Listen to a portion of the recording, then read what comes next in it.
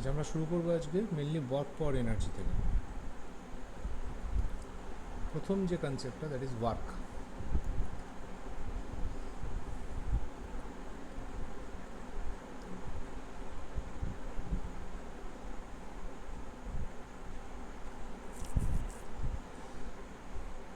ধরা যাক একটা সারফেস আছে, তার উপর একটা ব্লক বসে আছে। এই ব্লকটাকে আমরা যদি সামনের দিকে এফ ফোর্স দিয়ে টানি এবং টানবার পর ধরো টি টাইম পরে ব্লকটা এইখানে এসে পৌঁছেছে,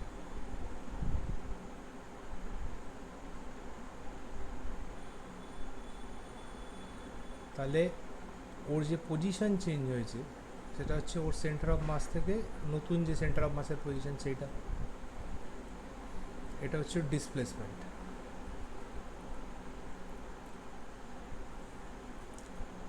তাহলে আমরা যদি সিস্টেমটাতে ওয়ার্ক ডান বার করার চেষ্টা করি, work done is friction dot S, মানে friction dot displacement, sorry force dot displacement. দেখো, ফোর্স হচ্ছে এক ধরনের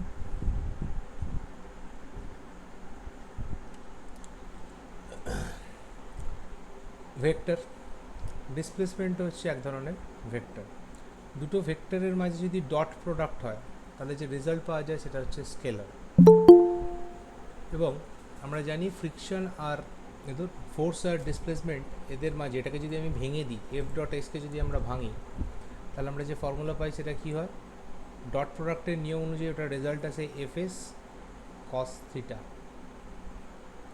পার্টিকুলারলি যদি এই ছবিটাতে দেখা হয় তাহলে যেদিকে ফোর্স অ্যাপ্লাই করা হয়েছে ডিসপ্লেসমেন্টও সেই দিকেই হয়েছে।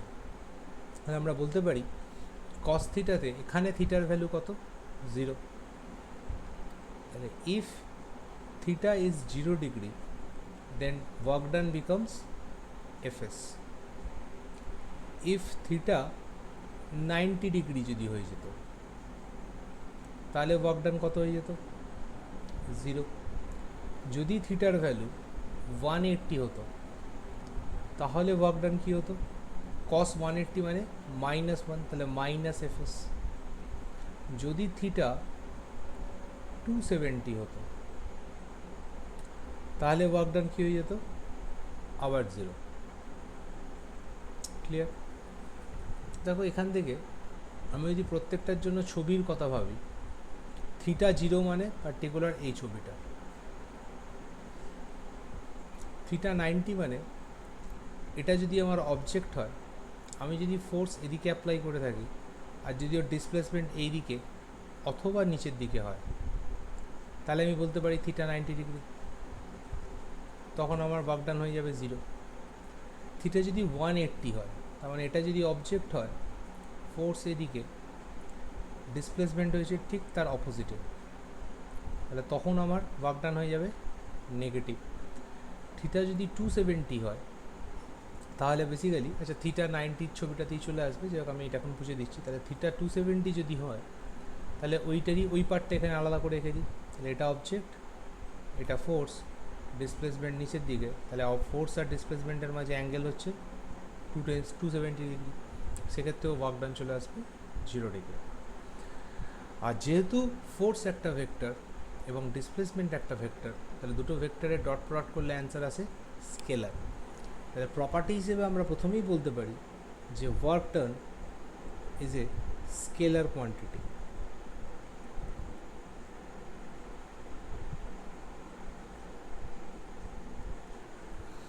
এবং ডেফিনেশনে আমরা এটা বোঝার চেষ্টা করব, বা আমরা ডেফিনেশন হিসেবে এটা বলতে পারি যে কোনো বডিতে যদি ফোর্স অ্যাপ্লাই করা হয় তাহলে যে দিকে ফোর্স অ্যাপ্লাই করা হয়েছে সেই দিকে যদি বডির ডিসপ্লেসমেন্ট ঘটে তাহলেই আমরা বলবো যে একটা ওয়ার্ক ডান হয়েছে। এবার এখানে বডির ডিসপ্লেসমেন্ট ঘটা বলতে ইটস বেটার, বডির ডিসপ্লেসমেন্টের থেকেও ভালো ওয়ার্ড হচ্ছে পয়েন্ট অফ অ্যাপ্লিকেশন অফ ফোর্সের যদি কোনো ডিসপ্লেসমেন্ট হয়ে থাকে। কেন? ধরো তুমি আটা মাখছো, তাহলে আটা মাখবার সময় তুমি যে বাটিটাতে আটাটা মাখছো বা যে গামলাটাতে আটাটা মাখছো, আটাটা তো আর গামলার বাইরে চলে যাচ্ছে না, তুমি ওর মধ্যেই মাখছো। তাহলে তোমাকে যদি কেউ আটা মাখবার পর বলে তোমার ওয়ার্ক ডান 0, সেটা ঠিক নয়, তুমি তো কাজ করেছো। তাহলে অ্যাকচুয়ালি কী হচ্ছে, তুমি যে যে পয়েন্টে হাত দিয়ে চাপছো সেই পয়েন্টটার ডিসপ্লেসমেন্ট হচ্ছে, সেই পয়েন্টটা ডিসপ্লেসড হয়ে নতুন জায়গায় চলে যাচ্ছে, ফলে বারবার আটার তালটার সাইজ অ্যান্ড শেপ চেঞ্জ হচ্ছে। তার মানে পয়েন্ট অফ অ্যাপ্লিকেশন অফ ফোর্সেরও যদি ডিসপ্লেসমেন্ট হয়ে থাকে, তাহলেও আমরা বলতে পারি ওয়ার্ক ডান হয়েছে। তাহলে ওয়ার্কের ডেফিনিশন হিসেবে এরকম লেখা যায় যে if we apply a force on a body and there is a displacement of the point of application of force along the direction of force, along the direction of applied force, then it can be said that work is being done. এই লাইনের মধ্যে খুব important line যেটা, সেটা হচ্ছে there is a displacement of the point of application of force. এটা খুব important জিনিস, point of application of force along the direction of applied force. এই along the direction of applied force আসছে বলেই আমি এখানে ডট প্রোডাক্ট ইউজ করতে পারছি, কারণ ডট প্রোডাক্ট আমাকে সেই ইনফরমেশনটাই দেয়। তবেই আমরা বলতে পারি যে কিছু একটা ওয়ার্ক ডান হয়েছে। এবং আমরা এখানে দেখতে পাচ্ছি ক্লিয়ারলি, যেহেতু ফোর্স আর ডিসপ্লেসমেন্ট দুজনেই একটা করে ভেক্টর কোয়ান্টিটি, তাই ওয়ার্ক ডান একটা স্কেলার কোয়ান্টিটি। এবার আমি যদি ওয়ার্কের এসআই ইউনিট বার করতে চাই, ওয়ার্ক মানে যেহেতু এফএস কস থিটার পার্টটার তো আর কোনো ডাইমেনশনও হবে না এবং কোনো ইউনিট হবে না, তাহলে আমি শুধু এফএসকে নিয়ে যদি ভাবি, তাহলে দেখো এসআই ইউনিট বার করবার সময় আমরা কি বলতে পারি, ফোর্সের এসআই ইউনিট নিউটন, ডিসপ্লেসমেন্টের মিটার, তাহলে ওয়ার্কের এসআই ইউনিট হলো নিউটন মিটার। এই নিউটন মিটারকে আর কি নামে ডাকা যায়, জুল। একইভাবে ওর সিজিএস ইউনিট কী হবে, ডাইন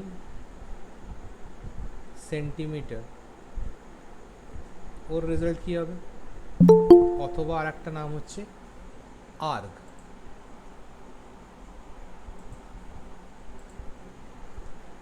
আমি যদি ওয়ার্ক ডানের ডাইমেনশন বার করার চেষ্টা করি, তাহলে প্রথমে ফোর্সের ডাইমেনশন বলতে হবে। ফোর্স মানে এম এ, তাহলে মাসের জন্য ক্যাপিটাল এম, অ্যাক্সেলারেশনের জন্য এল টি -2, এছাড়াও একটা ডিসপ্লেসমেন্ট হয়েছে, তাহলে ইনটু এল।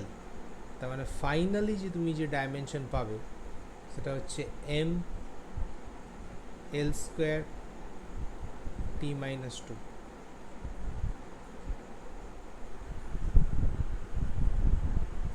আর হচ্ছে final dimension M L square T -2। তাহলে ওয়ার্কের ওভারঅল আইডিয়া বলতে আমরা এগুলোকে জেনারেট করাতে পারি।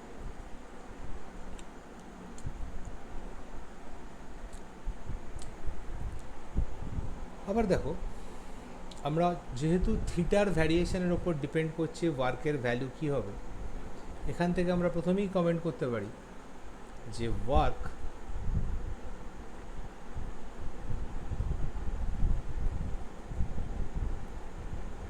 may be positive, may be negative, may be zero.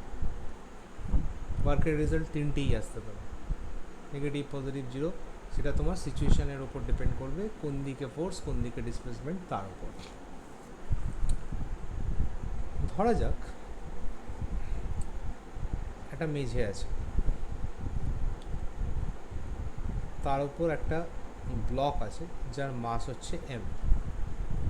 একটা এক্সটার্নাল ফোর্স দিয়ে এই ব্লকটাকে ধরো উপরে নিয়ে আসা হলো,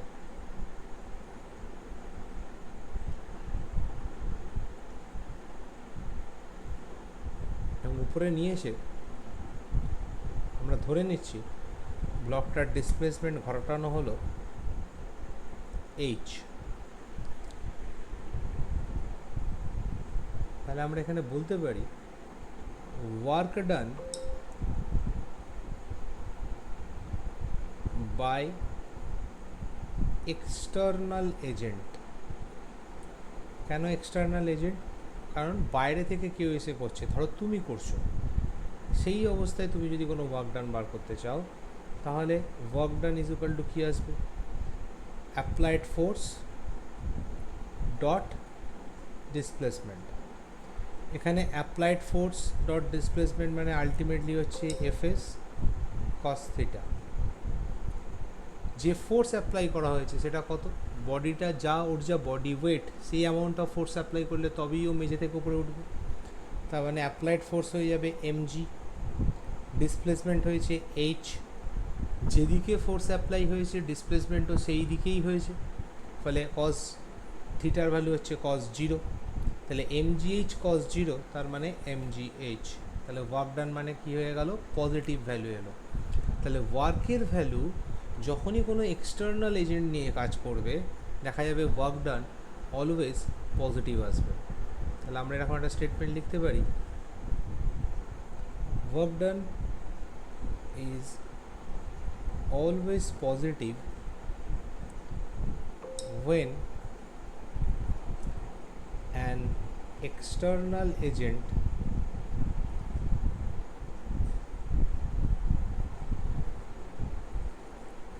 is acting. আবার এই একই প্রবলেমে আমরা যদি বলি work done by gravitational force, তখন কি হবে?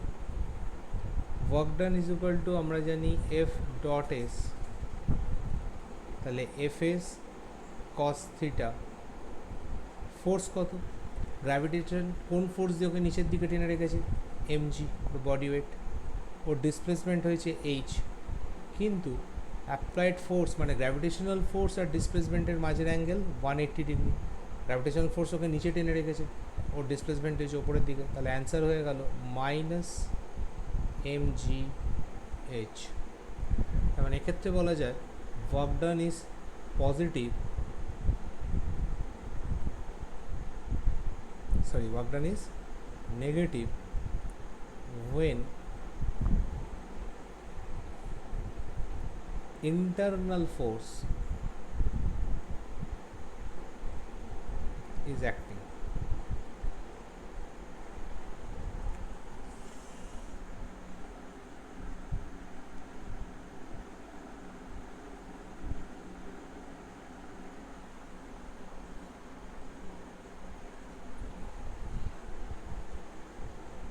নেক্সট যে কনসেপ্টটা থাকে দ্যাট ইজ জিরো ওয়ার্ক।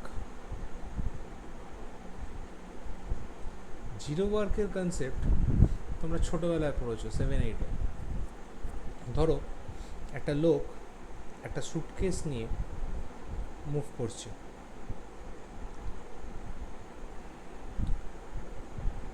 তাহলে আমরা লিখিয়ে করি যে অ্যাজিউম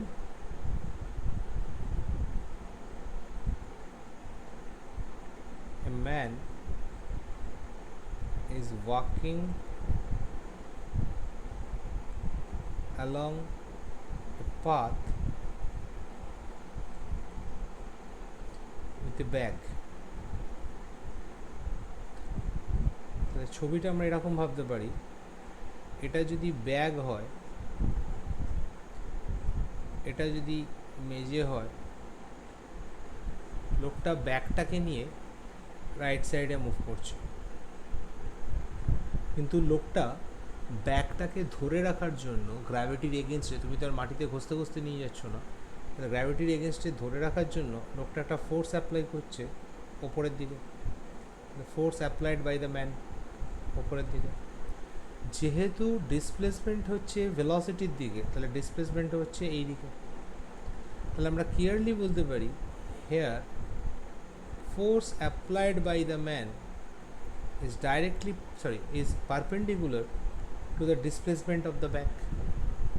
যেহেতু পারপেন্ডিকুলার, তাহলে ওদের মাঝের অ্যাঙ্গেল থিটা কত? 90 ডিগ্রি। তাহলে work done is equal to F dot S equal to F S cos theta, F S cos 90, cos 90 value 0, তাহলে ওয়ার্ক ডান হয়ে গেল 0। এই সেম ফ্রেমে তোমায় যদি জিজ্ঞাসা করা হয় what will be the work done by gravitational force, তাহলে work done by gravitational force, আচ্ছা গ্র্যাভিটেশনাল ফোর্স কোন দিকে কাজ করছে? গ্র্যাভিটেশনাল ফোর্স ব্যাগটাকে নিচের দিকে টানছে, the force applied by gravity. কী করে পাবো? দেখো আমরা ক্লিয়ারলি বলতে পারি force applied by gravity is also perpendicular to the displacement, বা এরকমও বলা যেতে পারে যে এক্ষেত্রে থিটার ভ্যালু অ্যাকচুয়ালি 270 ডিগ্রি। পারপেন্ডিকুলার মানে তো 90 ডিগ্রি হতে পারে, 270 ডিগ্রি হতে পারে। তার মানে আমি যদি ওয়ার্ক ডান আবার ক্যালকুলেট করি বাই গ্র্যাভিটি, তাহলে এফ ডট এস করে আমার অ্যান্সার চলে আসবে 0। তাহলে ওয়ার্ক ডান বাই গ্র্যাভিটি হয়ে যাবে 0। এইরকম জিরো ওয়ার্কের এক্সাম্পল আমরা পড়েছি ঠিক আগের চ্যাপ্টারে, circular motion.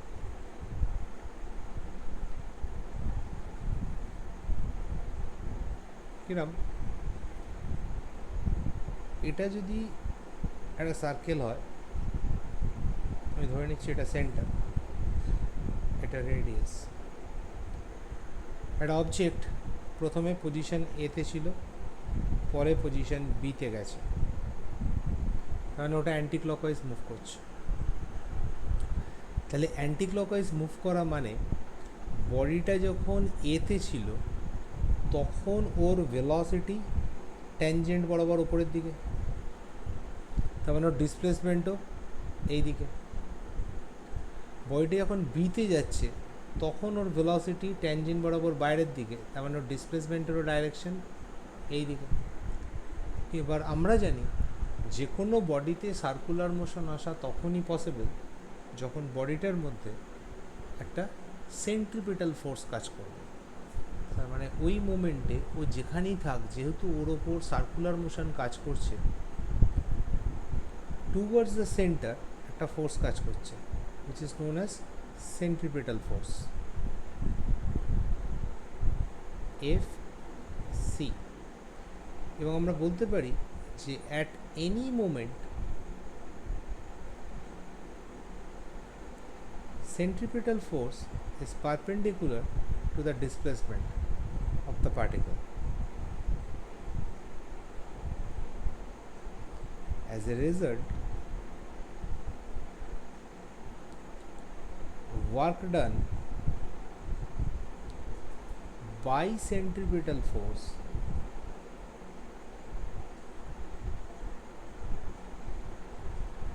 is always 0.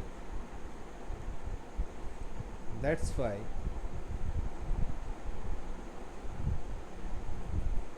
centripetal force is known as no work force.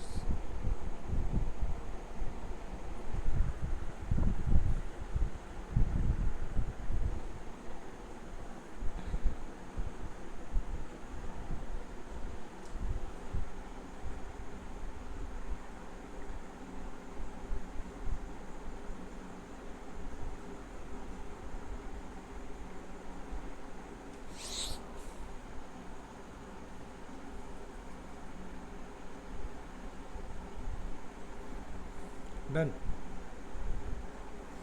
তাই ওয়ার্ক বলতে আগে আমাদের এইটুকুনি বুঝতে হবে যে ওয়ার্ক মানে এই, এবং ওয়ার্ক আমাদের এইভাবে অ্যানালাইজ করতে হতে পারে। যে কোনো সময় ওয়ার্ককে নিয়ে যদি পড়তে হয় তাহলে ওয়ার্কের অ্যানালিসিস এইভাবেই করতে হবে আমাদেরকে। যেটুকুনি হলো তাতে কোনো ডাউট আছে কিনা বলো?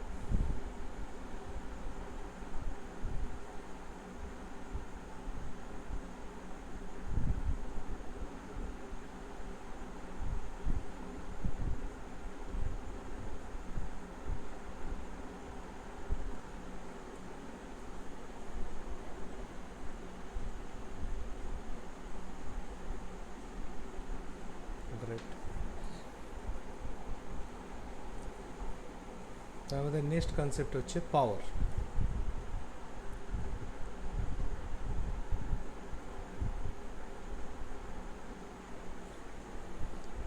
পাওয়ার হচ্ছে the rate of doing work is known as power.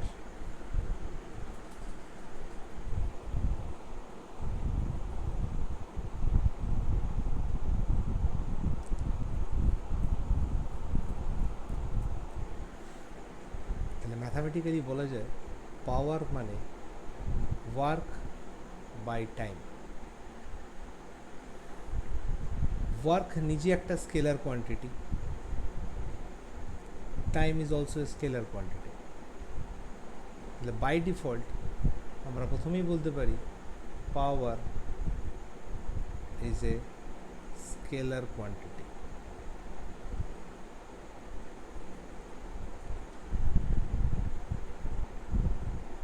এবার যদি আমরা পাওয়ারকে অ্যানালাইজ করতে চাই, পাওয়ারের ফর্মুলা অনুযায়ী তুমি যদি এসআই ইউনিট বার করতে চাও, যেহেতু ওয়ার্ক বাই টাইম, তাহলে এর এসআই ইউনিট কি আসা উচিত? নিউটন বলছি, ওয়ার্কের এসআই ইউনিট আছে, ঠিক আছে, নিউটন দিয়ে লেখা যাবে newton metre by time, or newton metre মানে কি জুল। টাইমের এসআই ইউনিট হচ্ছে সেকেন্ড, তাহলে নিউটন মিটার বাই কি আসতে পারে সেকেন্ড, অথবা জুল পার সেকেন্ড। এই জিনিসটা আরও একটা নাম হচ্ছে ওয়াট, WATT। আবার আমরা এরকমও ভাবতে পারি, যেহেতু পাওয়ার মানে ওয়ার্ক বাই টাইম, আর ওয়ার্ক মানে হচ্ছে FS by time, S by time মানে ডিসপ্লেসমেন্ট বাই টাইম মানে ভেলোসিটি, তাহলে ফোর্স ইন্টু ভেলোসিটি। পাওয়ারকে এরমভাবেও লেখা যেতে পারে। এটাকে ভেক্টর ফরম্যাটে লিখলে আমরা বলতে পারি যে পাওয়ার একটা স্কেলার কোয়ান্টিটি, কারণ ফোর্স একটা ভেক্টর, ভেলোসিটি একটা ভেক্টর, তাদের মাঝে ডট প্রোডাক্ট, এই হচ্ছে পাওয়ার। পাওয়ারের তাহলে সিজিএস ইউনিট কি আসা উচিত? ডাইন সেন্টিমিটার পার সেকেন্ড और आर्ग पर सेकेंड।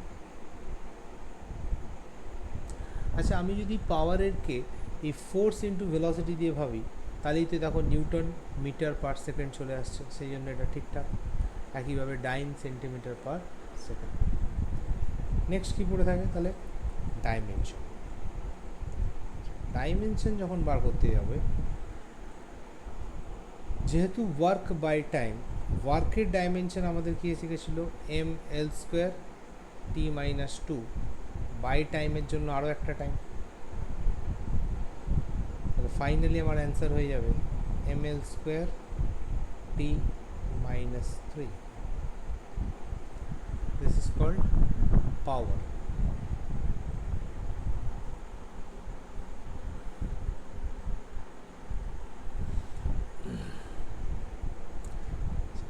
আমরা এরকম বলতে পারি পাওয়ার বলে যে জিনিসটা রয়েছে, it can be positive, negative or zero, কারণ work can be positive, negative or zero.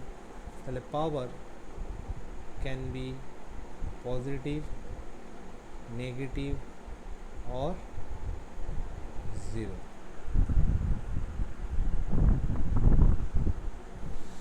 খেয়াল করে দেখো, পাওয়ার জিনিসটা ওয়ার্কের রেটের সঙ্গে ডাইরেক্টলি প্রপোর্শনাল, ওয়ারাস টাইমের সঙ্গে ইনডাইরেক্টলি প্রপোর্শনাল।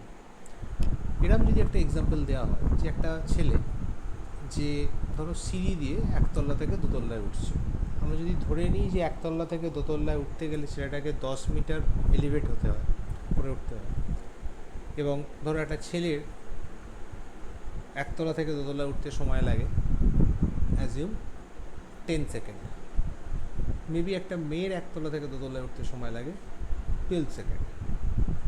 তাহলে বা ছেলে মেয়ে ছেড়ে দাও, একটা বাচ্চার ধরো একতলা থেকে দোতলায় উঠতে সময় লাগে 12 সেকেন্ড, একটা অ্যাডাল্টের একতলা থেকে দোতলায় উঠতে সময় লাগে 10 সেকেন্ড।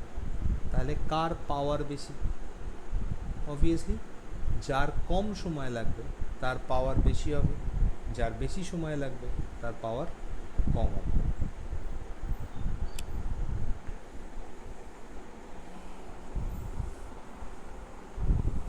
চলবে?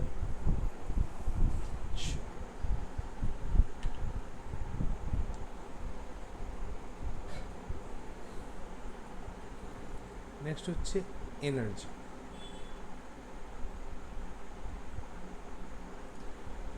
এনার্জি কাকে বলা হয়? এনার্জি হচ্ছে the capacity of doing work is known as energy.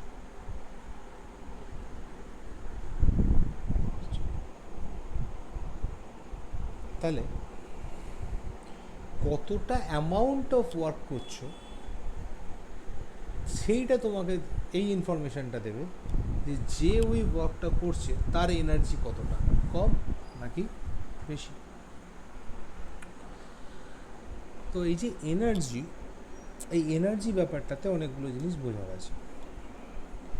Energy কিন্তু একটা স্বতন্ত্র কোয়ান্টিটি, এই জন্য কারণ মডার্ন ফিজিক্স অনুযায়ী একটা মাস এনার্জিতে কনভার্ট হতে পারে, একটা এনার্জি মাসে কনভার্ট হতে পারে, এবং এই যে ভ্যারিয়েশনটা এটা 3টে লেভেলে মানুষের কাছে এসে পৌঁছেছে। একদম শুরুতে মানুষ যেটা আবিষ্কার করা হয়েছিল সেটা তোমাদের ক্লাস 5 বা 6 পড়ানো হতো, সেটা হচ্ছে মাস কনজারভেশন ল। মাস কনজারভেশন ল আমাদের কি বলতো, যে মাস ক্যান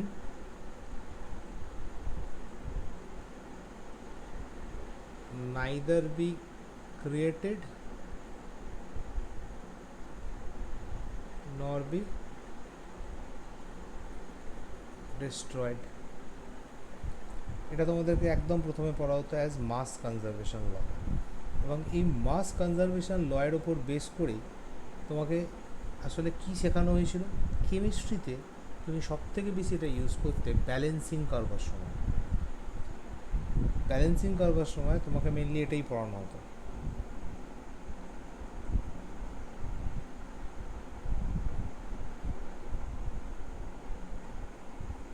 ঠিক, ফলে নেক্সট তারপর যেটা শেখানো হয়েছিল এটা প্রথম ধাপে। নেক্সট ধাপে তোমায় শেখানো হয়েছিল এনার্জি কনজারভেশন ল। এনার্জি কনজারভেশন লয় কী বলা হতো, energy can neither be created nor be destroyed. It can only transform from one form to another। তার মানে এনার্জি কোনো একটা ফর্ম থেকে অন্য একটা ফর্মে কনভার্ট হতে পারে। যেমন ধরো ইলেকট্রিক্যাল এনার্জি থেকে তুমি কনভার্ট করলে হিট এনার্জি, ইলেকট্রিক্যাল এনার্জি থেকে তুমি কনভার্ট করলে লাইট এনার্জি, এগুলো শুধুমাত্র ট্রান্সফর্ম হতে পারে, কিন্তু তুমি এনার্জি আলাদা করে তৈরিও করতে পারবে না, ডিস্ট্রয় করতে পারবে না। কিন্তু এবার আজকের ডেটে এসে মডার্ন ফিজিক্স তোমাকে একটা নতুন কথা বললো। মডার্ন ফিজিক্স বললো mass and energy both can neither be destroyed or neither be created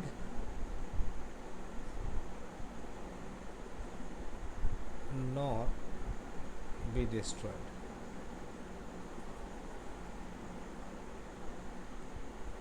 They can only transform from mass to energy or energy to mass। এইটার উপর বেস করে তুমি প্রথম কি বানালে? অ্যাটম বোম, যেটাকে আমরা আর একটা ভালো ভাষায় বলি নিউক্লিয়ার রিয়াকশন সম্বন্ধে তুমি একটা আইডিয়া পেলে। ফলে তুমি প্রথম শিখলে নিউক্লিয়ার চেঞ্জ। এই নিউক্লিয়ার চেঞ্জটা কী ছিল? দেখো, তুমি তার আগে অবধি যে সমস্ত চেঞ্জ পড়েছো সেগুলো ফিজিক্যাল চেঞ্জ অথবা কেমিক্যাল চেঞ্জ। ফিজিক্যাল চেঞ্জে কোনো একটা বডির হিট এনার্জি অ্যাবজর্ব করবে অথবা হিট এনার্জি ও রেডিয়েট করে দেবে, ফলে বডিটার স্টেট চেঞ্জ হতো। এটা ছিল শুধুমাত্র ফিজিক্যাল চেঞ্জ, অর্থাৎ ও সলিড থেকে লিকুইডে হতো, লিকুইড থেকে গ্যাস হতো অথবা উল্টোটা হতো। যখন তুমি কেমিক্যাল এনার্জি নিয়ে প্রথম পড়তে গেলে বা কেমিক্যাল চেঞ্জ নিয়ে প্রথম পড়তে গেলে, তখন তোমায় পড়ানো হলো যে দুটো আলাদা আলাদা বডি বা দুটো আলাদা আলাদা এলিমেন্ট কিংবা কম্পাউন্ড, ওরা নিজেদের মধ্যে রিয়্যাক্ট করে ওদের অলরেডি এক্সিস্টিং বন্ডগুলোকে ভেঙে নতুন বন্ড জেনারেট করে। এই বন্ড ভেঙে বন্ড জেনারেট করার মূল উপায়টা কী ছিল? হয় কেউ কেউ ছিল যারা ইলেকট্রন রিলিজ করে দিচ্ছে, কেউ কেউ ছিল যারা ইলেকট্রন মানে নিয়ে নিচ্ছে, অ্যাবজর্ব করছে, অথবা ওরা ইলেকট্রনগুলোকে শেয়ার করত।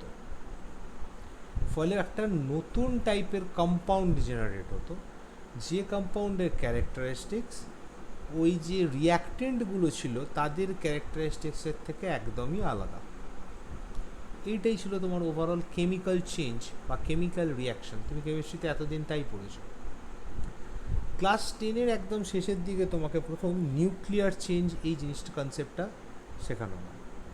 সেখানে বলা হয় যে তুমি যদি একটা নিউক্লিয়াসে কোনো একটা নিউট্রন দিয়ে হিট করাও, তাহলে ওই নিউক্লিয়াসের ভেতরে থাকা প্রোটন আর নিউট্রন ভেঙে, মানে ওদের বন্ডটা ভেঙে যায়। এই প্রোটন আর নিউট্রন একসঙ্গে একটা ছোট্ট জায়গায় থাকার মানে ওদের ভেতরে একটা huge amount of nuclear attractional force কাজ করে। ওখান থেকে একটা নিউট্রনকে টেনে বার করার মানে তুমি ওই বাইন্ডিং এনার্জিটাকে নষ্ট করে দিচ্ছ। ইন দ্য সেন্স বাইন্ডিং এনার্জিটা ওখানেই শেষ হয়ে যাচ্ছে, ফলে বাইন্ডিং এনার্জিটা রিলিজ হয়ে যাচ্ছে। যখনই তুমি একটা নিউক্লিয়াসকে কোনো বাইরে থেকে অন্য একটা নিউট্রন দিয়ে মেরে এরমভাবে ভেঙে দিচ্ছ, ফলে হিউজ অ্যামাউন্ট অফ এনার্জি ওখান থেকে মুক্তি পেয়ে যাচ্ছে। যখনই এনার্জি বেরিয়ে আসছে এবং ওখানে নিউক্লিয়াসের ভেতরে নাম্বার অফ নিউট্রনের নাম্বার কমে যাচ্ছে, নিউট্রনের নাম্বার বা প্রোটন নাম্বার দুটোই যখন ডিক্রিজ করে যাচ্ছে, এলিমেন্টটাই চেঞ্জ হয়ে যাচ্ছে। তার মানে নিউক্লিয়ার রিয়াকশান তোমাকে প্রথম দেখায় যে ইট ইজ অলসো পসিবল যে একটা এলিমেন্ট থেকে নতুন কোনো এলিমেন্ট জেনারেট করা। কেমিক্যাল রিয়াকশানে কিন্তু এলিমেন্ট থেকে কম্পাউন্ড জেনারেশন পসিবল, বা নতুন কোনো কম্পাউন্ড, মানে এক পুরনো দুটো কম্পাউন্ড থেকে আর একটা নতুন টাইপ অফ কম্পাউন্ড জেনারেট করা পসিবল। কিন্তু নিউক্লিয়ার রিয়াকশানে এটা কখনোই পসিবল নয়। এখানে একমাত্র element to element diversion possible. And সেক্ষেত্রে এইটা করার সঙ্গে সঙ্গে হিউজ অ্যামাউন্ট অফ এনার্জি এখানে বাইরে বেরিয়ে আসছে, এবং সেটা কি আমরা কাজে লাগিয়ে হয় বোম বানাচ্ছি, অথবা আরও কোনো ভালো কাজে, আমরা অন্য কোনো ভালো কাজে ইউজ করছি। এবং এই পার্টটা পড়বার জন্য তোমাকে কী জানতে হতো? মাস এনার্জি কনজারভেশন ল। এবং এই পুরো ট্রান্সফরমেশনটা হতে মাস কনজারভেশন ল, এনার্জি কনজারভেশন ল, মাস এনার্জি কনজারভেশন ল, প্র্যাকটিক্যালি এই তিনটে ল মানব সভ্যতার উন্নয়নকে রিপ্রেজেন্ট করে। মানুষ যত এই নতুন নতুন লগুলোকে বুঝতে পেরেছে, বেসিক্যালি এগুলো তো প্রথম থেকেই ছিল, আবিষ্কার করা বলা যায় না, নতুন নতুন লগুলোকে আমরা যত চিনতে পেরেছি তত উন্নতি হয়েছে, এবং ততই আমরা এনার্জিকে ইউজ করতে শিখেছি, প্রপারলি ইউজ। কেউ যদি বলে how many forms of energy are there, তাহলে আমাকে প্রথমে বুঝতে হবে এনার্জির কতগুলো ফর্ম হয়। এনার্জির ফর্ম যদি বুঝতে হয়, আমরা যদি একদম মানব সভ্যতার প্রথম থেকে দেখি, মানুষের ইউজ করা প্রথম এনার্জি হচ্ছে মেকানিক্যাল এনার্জি। কেন? কারণ আদিম মানুষের প্রধান কাজই ছিল ভাই মারপিট করে যেভাবে হোক খাবার দাবার জোগাড় করতে হবে, খেটে খেয়ে বেঁচে থাকতে হবে। প্রথম ছিল মেকানিক্যাল এনার্জি। মেকানিক্যাল এনার্জির পর আদিম মানুষ বুঝতে পারলো যে এরম করে শুধু হচ্ছে না, আমাকে নিজের সেফটি বাড়াতে হবে, এবং টাইমের সঙ্গে সঙ্গে দেখা গেল মানুষ আরও একটা নতুন এনার্জি আবিষ্কার করলো, which is called light energy. আগুন জ্বালাতে শিখলো। এই লাইট এনার্জি যখনই কাজে চলে এলো, মানুষ তখন বুঝলো আগুনের আশপাশে বসে থাকলে আমার হিট পাওয়া যায়। তাহলে নতুন আরও একটা এনার্জির দিক খুলে গেল, হিট এনার্জি। আচ্ছা, সেই সময় তোমার বেঁচে থাকতে গেলে বাতাস দরকার অবভিয়াসলি, তো উইন্ড এনার্জিকে কাজে লাগিয়ে মানুষ আস্তে আস্তে নৌবাহিনী তৈরি করতে শিখলো, বা মানুষ ট্রাভেল করতে শিখলো এক জায়গা থেকে আরেক জায়গায়। প্রথমে চাকাটা তো মেকানিক্যাল এনার্জির আন্ডারে চলে আসছে, ফলে উইন্ড এনার্জিকে কাজে লাগিয়ে মানুষ আস্তে আস্তে শিখলো যে কী করে ভালো নৌকা বানানো যায়। এবং তুমি যদি ভালো করে হিস্ট্রি পড়ে থাকো ক্লাস 10 অবধি, তাহলে একটা ভ্যারিয়েশন খুব ভালো করে বুঝতে পারবে যে যখন কোনো একটা পার্টিকুলার সেকশন বা কোনো একটা পার্টিকুলার সেঞ্চুরিতে যখন কেউ খুব উন্নত হয়েছে কোনো একটা সভ্যতা, তার কাছে এই ধরনের কোনো না কোনো এনার্জির হিউজ সোর্স ছিল। ধরো আমরা যদি আমাদের হিস্ট্রির জাস্ট রিসেন্ট হিস্ট্রিতে তোমরা নিশ্চয়ই চোল, চালুক্য এদের কথা পড়েছো, দেখবে তাদের ক্ষেত্রে বলা হয় যে এদের নৌবাহিনী মারাত্মক উন্নত ছিল। তুমি যদি আরও রিসেন্ট হিস্ট্রির দিকে আসো, দেখো ইস্ট ইন্ডিয়া কোম্পানি, একটা ছোট্ট একটা কোম্পানি এসে ইন্ডিয়ার মতো এত বড় একটা দেশকে ঘিরে ফেললো, ঘিরে তাকে যা খুশি করে ফেললো। কিন্তু খেয়াল করো, ইস্ট ইন্ডিয়া কোম্পানির যে জাহাজ, বা আমরা যদি ইউকে হিসেবে ভাবি, ইউনাইটেড কিংডমের যে জাহাজের ক্ষমতা, নৌবহর যেটা, সেটা মারাত্মক উন্নত ছিল। ফলে ওরা উইন্ড এনার্জিকে প্রপারলি কাজে লাগাতে শিখেছে। ইভেন যদি হিস্ট্রিটা ছোটোবেলা আরেকটু ভালো করে পড়ে থাকো, দেখবে যখন আমরা সুমেরু সভ্যতা, সিন্ধু সভ্যতা, এই সমস্ত সভ্যতাগুলো পড়ি, এবং আমরা এটা পড়ি যে মানুষ যখন প্রথম ব্যবসা বাণিজ্য করতে শিখলো এক দেশ থেকে অন্য দেশে গিয়ে, তখন তো যাওয়া আসার একটাই মোড ছিল, জাহাজ। মানুষ কখন যেত আর কখন আসতো, ইন্ডিয়ান টাইম অনুযায়ী দেখা যেত বর্ষাকালে মানুষ বাইরে থেকে ব্যবসা করে বাড়ি ফেরে, এবং বর্ষা যখন চলে যায় তখন মানুষ আবার বাণিজ্য করতে বাইরে বেরিয়ে যায়। এটাতে কেন করতো? কারণ হাওয়ার ডাইরেকশান বদলে যাওয়া। বর্ষাকালে সমস্ত হাওয়া আমাদের কন্টিনেন্টের ভেতরে ঢোকে, এটা তোমাকে ভূগোলে পড়ানো হতো। ফলে বিজনেস করে তোমার বাড়ি ফেরার আদর্শ সময়, কারণ ফ্রিতে ফিরতে পারবে, ফুয়েল তো তোমার কাছে আনলিমিটেড নয়। কিন্তু তোমার যদি বাইরে যেতে হয়, তাহলে কোন সময়টা সবচেয়ে ভালো? বর্ষার পরে যাওয়া, কারণ তখন আমার যত উইন্ড এনার্জি বাইরের দিকে ফ্লো করবে আস্তে আস্তে। শীতকাল তাই হয়, তোমার উইন্ড এনার্জি আমাদের এখান থেকে বাইরের দিকে ফ্লো করে। তো এই ব্যাপারটা তোমাকে ভূগোলে এবং ইতিহাসে একসঙ্গে কন্টেম্পোরারিভাবে পড়ানো হতো। কানেক্ট করার দায়িত্ব ছিল তোমার, যে তুমি কানেক্ট করে পড়ছো কেন। This is mechanical energy, light energy, hit energy, wind energy, এগুলো হচ্ছে একদম বেসিক এনার্জি। এবার মানুষ যত আস্তে আস্তে উন্নত হলো, মানুষ তখন প্রথম শিখলো যে এগুলো ছাড়াও আমার কাছে আর কিছু এনার্জি থাকতে পারে। যেমন ধরো ম্যাগনেটিক এনার্জি, যেমন ধরো ইলেকট্রিক্যাল এনার্জি। আচ্ছা, আর একটা বেসিক এনার্জির কথা আমার একদমই লেখা হয়নি, সেটা হচ্ছে সাউন্ড এনার্জি। মানুষের প্রথম কমিউনিকেশন ছিল ইউজিং সাউন্ড। আচ্ছা, তারপর হচ্ছে chemical energy. Without chemical energy তুমি নতুন কোনো প্রোডাক্ট জেনারেট করতে পারবে না। তুমি যদি যুদ্ধে যেতে চাও, তোমাকে লোহা গড়িয়ে ঠিক করে তরবারি বানাতে হবে, তো সেটাও তো একটা কেমিক্যাল প্রসেস। আবার তুমি কেমিক্যাল এনার্জি যদি ঠিকঠাক না ইউজ করতে পারো, তাহলে তোমার খাবার তুমি হজম করতে পারবে না, ইন্টারনালি তোমার কাজে দরকার। তো কেমিক্যাল এনার্জি ইজ অলসো নেডেড। আচ্ছা, এছাড়াও মানুষ আজকের ডেটে আস্তে আস্তে কী শিখলো, আমাদের কাছে কী আছে, জিওথার্মাল এনার্জি আছে।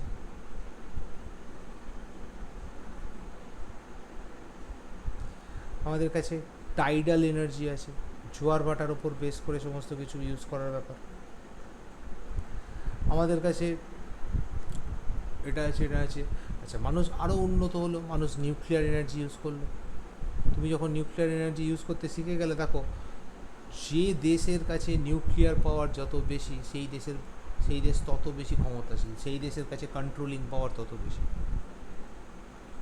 And so on. এরকমভাবে প্রায় 14-15 ধরনের এনার্জির ফরম্যাট হয়, আরও বেশ কিছু এনার্জির ফরম্যাট হয়, মেবি দু একটা আমিও মিস করছি এখানে। আর কিছু তোমাদের মাথায় আসছে এনার্জি, আর কোনো ফরম্যাট কমন যেগুলো আমরা ইউজ করি?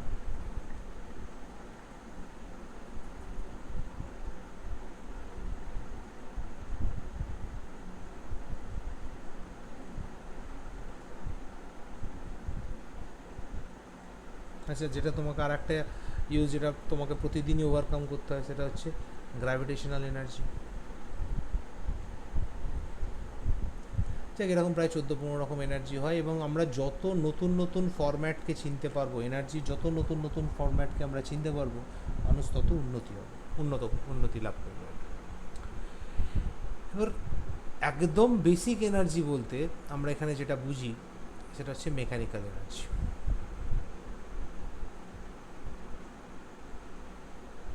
তাহলে আমাকে প্রথমে যেটা বুঝতে হবে, যে মেকানিক্যাল এনার্জি নিয়ে আমাকে পড়তে হবে। এই মেকানিক্যাল এনার্জিকে যদি নিয়ে পড়তে হয়, তাহলে আমরা এটাকে একটা ছক বানিয়ে পড়ে নিই, মেকানিক্যাল এনার্জি। মেকানিক্যাল এনার্জিকে আমরা মেনলি দুটো ভাগে ভাগ করব। এক, পোটেনশিয়াল এনার্জি। দুই, কাইনেটিক এনার্জি। আমি আর এনার্জি কথাটা বারবার লিখছি না। এই পোটেনশিয়াল এনার্জিকে আবার দুভাগে ভাগ করা যায়। একটা হচ্ছে gravitational potential energy,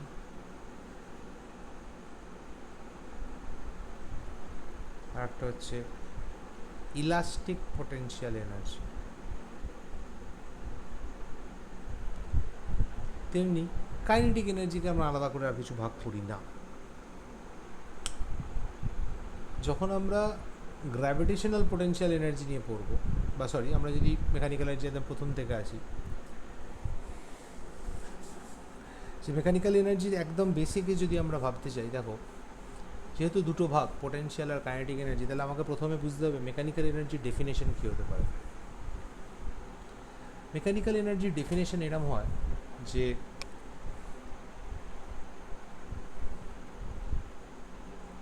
energy possessed by a body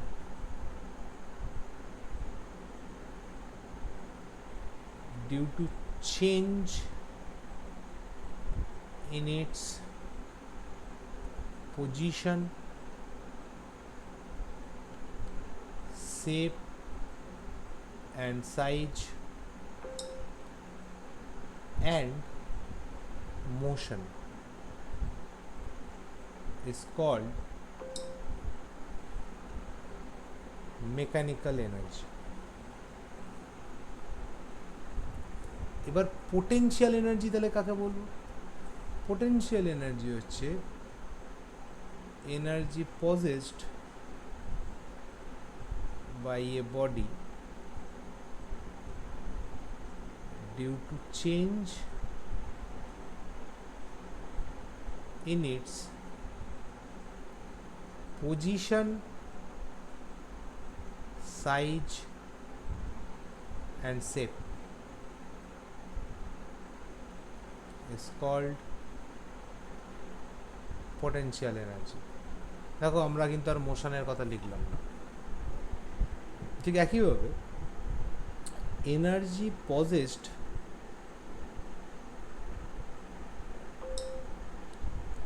by a body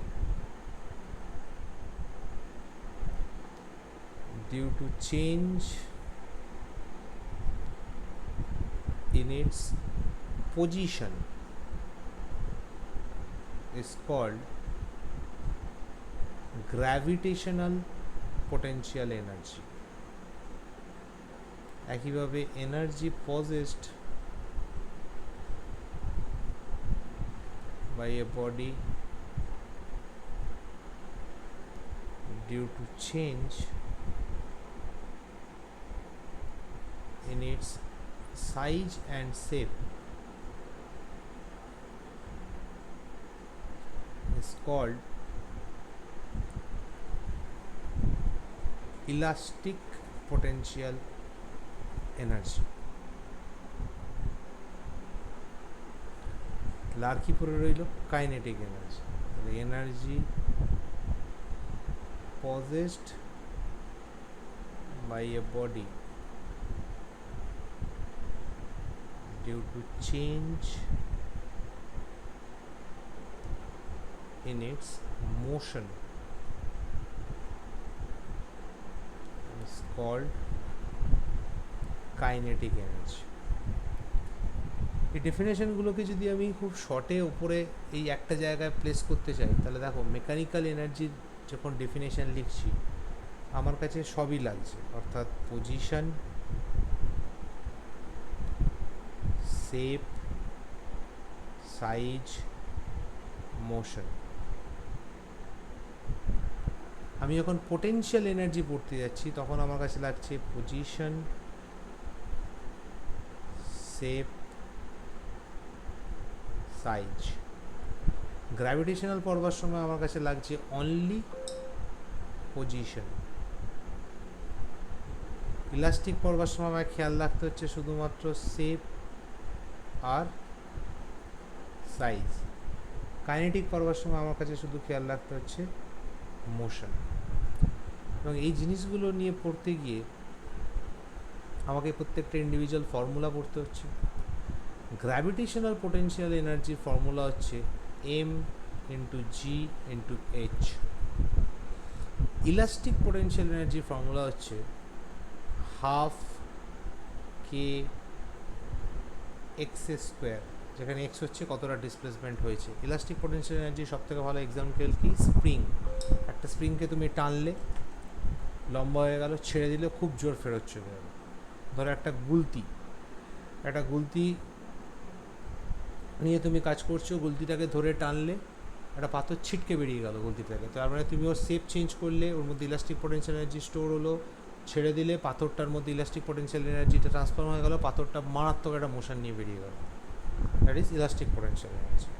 R kinetic potential এনার্জির ক্ষেত্রে আমরা ফর্মুলা কী লিখি? Half M V square.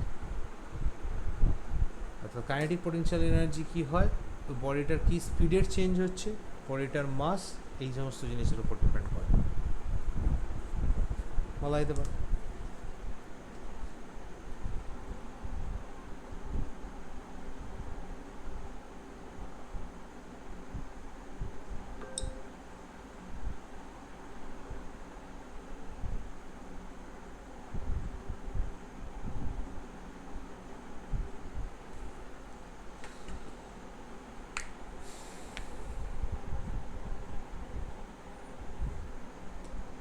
আগে বলো এতটুকুনি ঠিকঠাক আছে কিন্তু।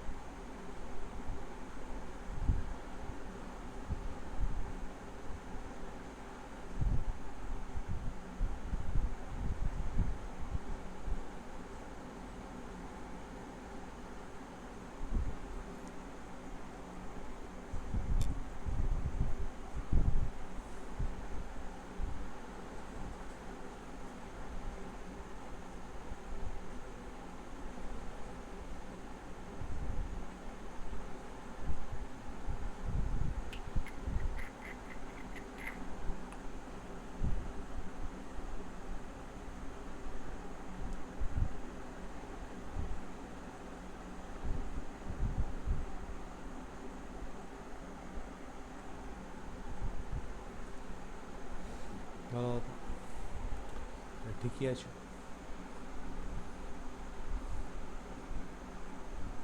এখানে একটা খুব ইম্পর্টেন্ট পার্ট হচ্ছে পটেনশিয়াল এনার্জি। কারণ পোটেনশিয়াল এনার্জি নিয়ে আমাদের অনেক কিছু ক্যালকুলেশনস করতে হয়। তোমায় জেনে রাখতে হবে যে potential energy it is dependent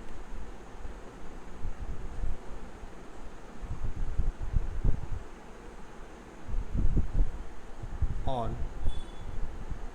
reference frame, but change in potential energy is independent of reference frame. কথাটার মানে হচ্ছে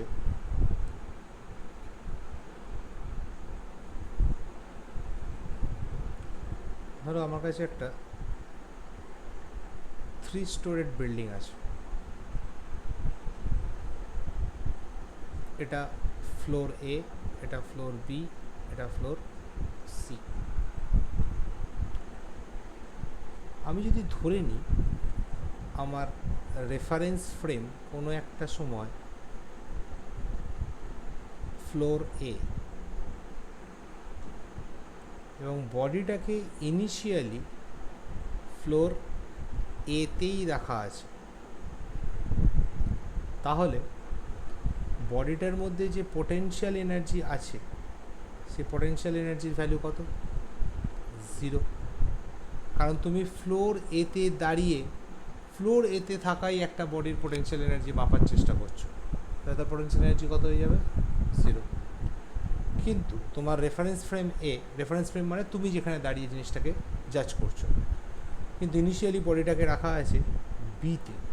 আমি ধরে নিই এ থেকে বি এর হাইট হচ্ছে h1, বি থেকে সি এর হাইট হচ্ছে h2, এবং বডিটাকে যেহেতু এখন বিতে রাখা হয়েছে তার ওর মধ্যে যে পোটেনশিয়াল এনার্জি আসবে সেটা কত হবে? mg h1।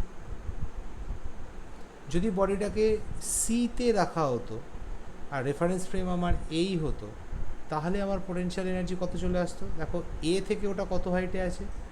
h1 plus h2, তাহলে mg into h1 plus h2, এটা হয়ে যেত আমার পোটেনশিয়াল এনার্জি। ঠিক আছে?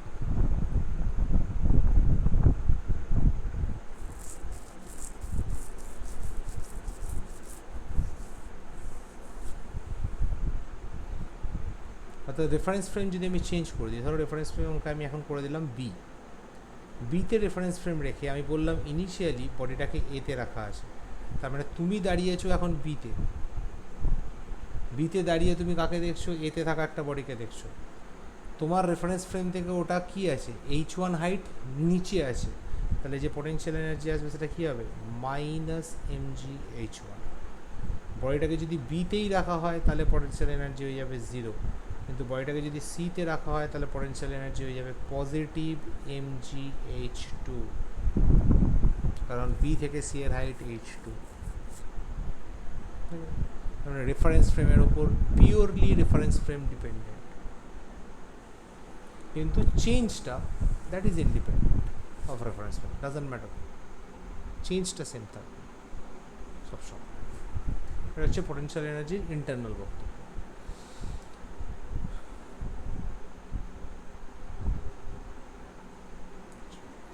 ধরা যাক একটা বডিকে, এটা মেঝে, এই সাইডে একটা বল আছে যার মাস হচ্ছে এম। এই বলটা মেঝে থেকে এই সাইডে আছে। তাহলে ধরে নাও এই পজিশনটা হচ্ছে এ।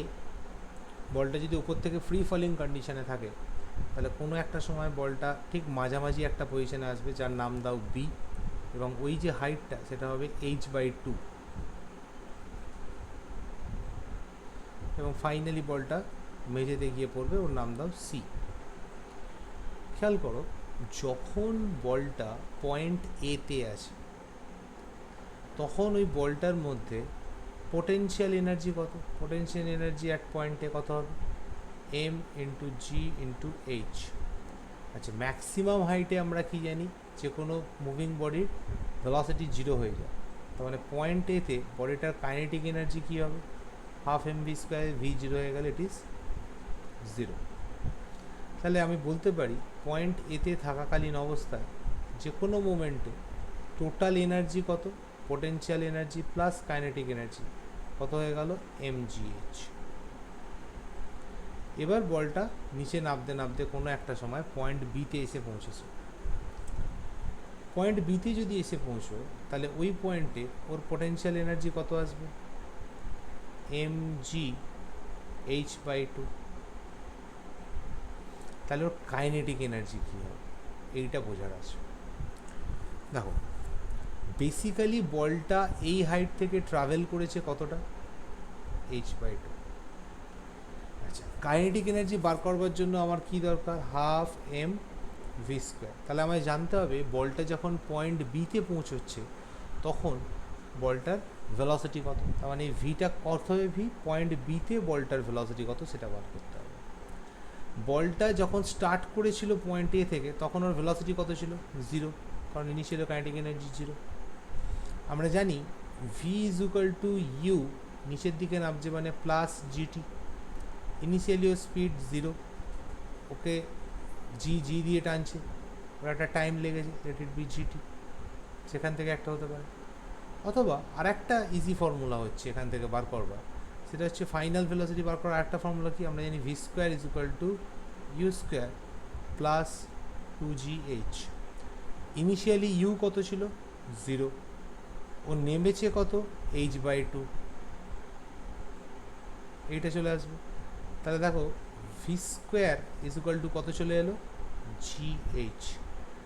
V square equal to gh, এই ভ্যালুটা বা ভিভি স্কোয়ার, ফাইনাল ওখানে পয়েন্ট বিতে ভেলোসিটিটাকে আমি ভিভি যদি নাম দিই তাহলে VV square is equal to GH, এই রিলেশনটা যদি আমি উপরে রিপ্লেস করি তাহলে দেখো চলে আসবে হাফ এম জিএইচ। তার মানে কাইনেটিক এনার্জি কত চলে এলো? আবার mgh/2। তার মানে পয়েন্ট বিতে টোটাল এনার্জি কী দাঁড়ালো? Kinetic energy at point B plus potential energy at point B. Kinetic এনার্জিও এসেছে mgh/2, পোটেনশিয়াল এনার্জিও এসেছে mgh/2। তাহলে টোটাল এনার্জি হচ্ছে m into G into H. আমার টোটাল এনার্জি বেরিয়ে গেল।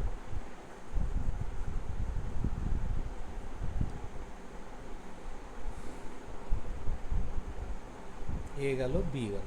এবার বডিটা যখন পয়েন্ট সিতে এসে পৌঁছবে তখন ভেবে দেখা যাক কী হবে। পয়েন্ট সিতে যখন পৌঁছবে তখন আমরা জানি মাটিতে পড়বার জাস্ট আগের মোমেন্টে যে কোনো বডির ভেলোসিটি ম্যাক্সিমাম হয়, এবং মাটিতে পড়ার জাস্ট আগের মোমেন্টে অ্যাকচুয়ালিও মাটি থেকে কত উপরে আছে? অলমোস্ট জিরো হয়। তার মানে পোটেনশিয়াল এনার্জি যখন ও সিকে কভার করছে তখন ওর পোটেনশিয়াল এনার্জি হয়ে যাচ্ছে জিরো। কিন্তু kinetic energy at point C is maximum. It means ওর কাছে ইনিশিয়ালি যে এনার্জি ছিল সেই এনার্জিটাই পুরোটা কাইনেটিক এনার্জিতে কনভার্ট হয়ে গেছে, হুইচ ইজ mgh। আমরা এটাকে প্রুফ করতে পারি এরমভাবে। ধরো আমি শুরুতে বললাম না mgh, আমি শুরুতে বললাম যে দেখো বাবা, ও যদি নিচে নেমেছে তাহলে ওর অ্যান্সার কত হবে? Half M V square.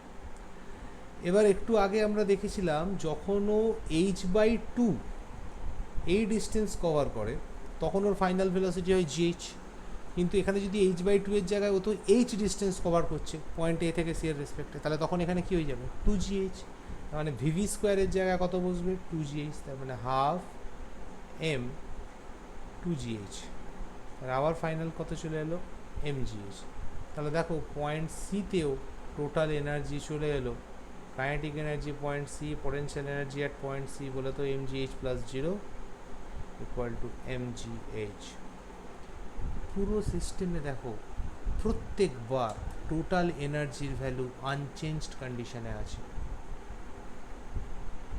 প্রত্যেকবার টোটাল এনার্জি এখনও mgh, টোটাল এনার্জি এর আগেরটা তো mgh, টোটাল এনার্জি একদম প্রথম কেসেও আমার কথা এসেছিল energy. This is called energy conservation. এনার্জির কোনো লস হবে না, তুমি যদি পুরোটা দেখাতে পারো তাহলে এনার্জি সবসময় হিসেব তুমি খুঁজে পাবে, যেখান থেকে স্টার্ট করো না কেন এনার্জির হিসেব অলওয়েজ তোমার কাছে ক্লিয়ার কাট ওয়েতে দেওয়া থাকবে।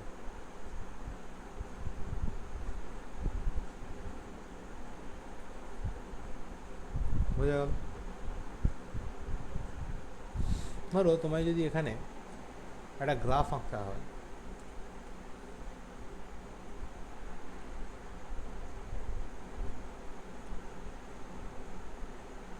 আমি যদি বলি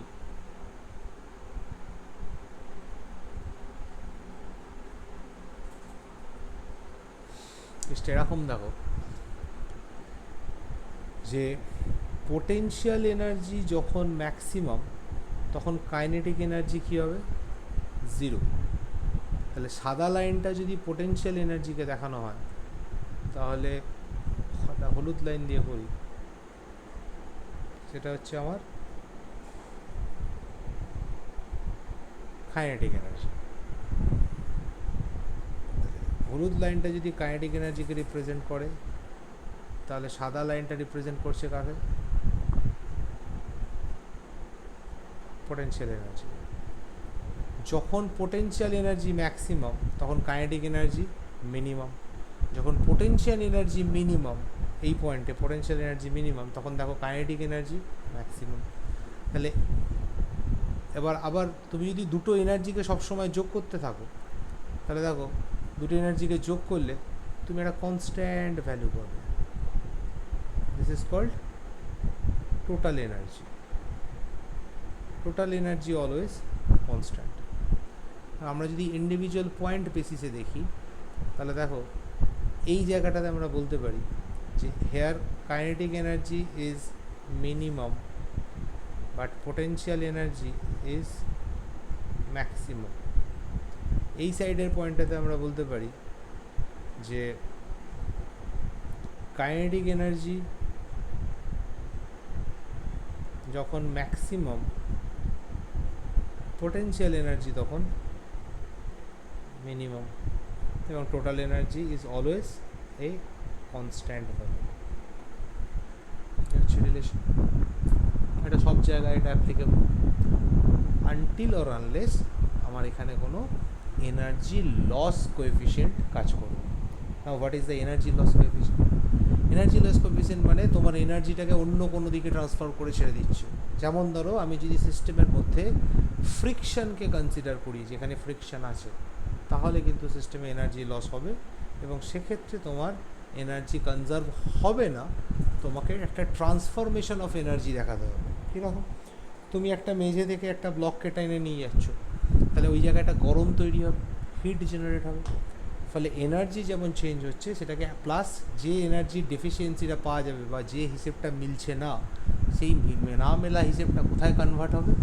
আমার হিট এনার্জি আর সাউন্ড এনার্জিতে কনভার্ট হবে। খুব ভালো একটা এক্সাম্পল হচ্ছে বল ড্রপিংয়ের এক্সাম্পল। তুমি হাতে বল নিয়ে জাস্ট কোনো একটা হাইট থেকে বলটাকে ছেড়ে দাও, দেখো মাটিতে ড্রপ খেয়ে বলটা কখনোই তোমার হাতে ফেরত আসবে না, কোনো মতেই না। যদি না তুমি জোরে নিজের হাত থেকে কোনো জোরে ফোর্স দিয়ে ফেলো তবে আসবে।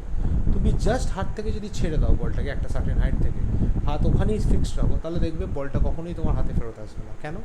কারণ বলটা যে মোমেন্টে মাটিতে টাচ করবে ওখানে কনভার্সন কী হবে, ওখানে একটা নতুন ট্রান্সফার অফ এনার্জি হয়ে যাবে। কীরকম? সাউন্ড এনার্জি জেনারেট হবে, অ্যাট দ্য সেম টাইম ওখানে হিট এনার্জি জেনারেট হবে। এই সাউন্ড এনার্জি আর হিট এনার্জিতে কিছুটা এনার্জির ভ্যালু নিয়ে চলে যাবে, ফলে নেক্সট বার বলটা ড্রপ খেয়ে কখনোই তোমার হাতে আর ফেরত আসতে পারবে না। কিন্তু যদি সাউন্ড আর হিট এনার্জি জেনারেট না হতো, তাহলে বল মাটিতে ড্রপ খেয়ে আবার তোমার হাতেই ফেরত চলে আসতো।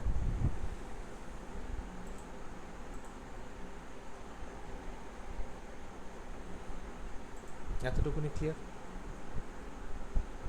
তার মানে আমরা এরপর যেটা করব সেটা হচ্ছে আমাদেরকে কী করে ফ্রিকশনালি আমি পুরো ব্যাপারটাকে ম্যানেজ করব, আমার ফ্রিকশন থাকলে কী হবে তার উপর আমরা পড়তে হবে। আজকে আমরা এতটাই করব, এটাকে ভালো করে নোট করে নাও। কোনো ডাউট থাকলে বলো।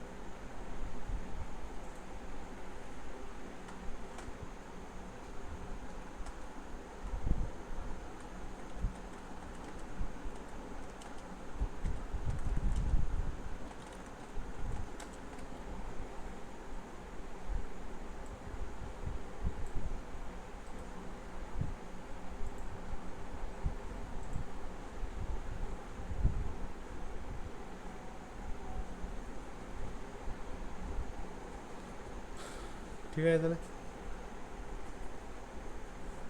কোনো ডাউট নেই, তাহলে আমি এটাকে কাট করছি। নেক্সট দিন এটার ওপর বেস করে ম্যাথ আর ফ্রিকশনের পার্টটা আমরা করব।